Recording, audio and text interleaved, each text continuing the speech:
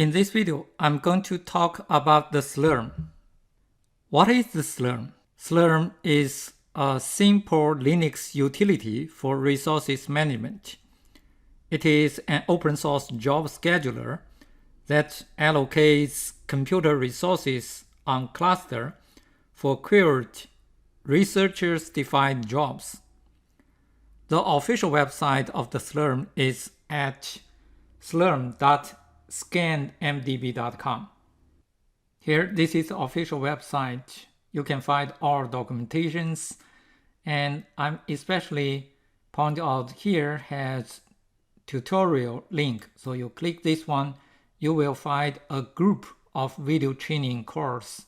Here it is on the YouTube. And also, you will find this Slurm tools, the video introduction, that is very helpful. And also there are some other database video training. How to use the Slurm? Here are some basic commands for the Slurm. The first one is sbatch, is a submit a job script for the execution. The second one is scancel, is cancel a job from the SQ or for the execution.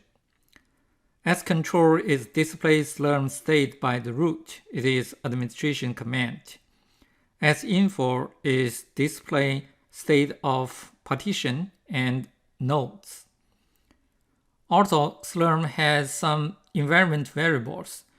You can use these environment variables in your script.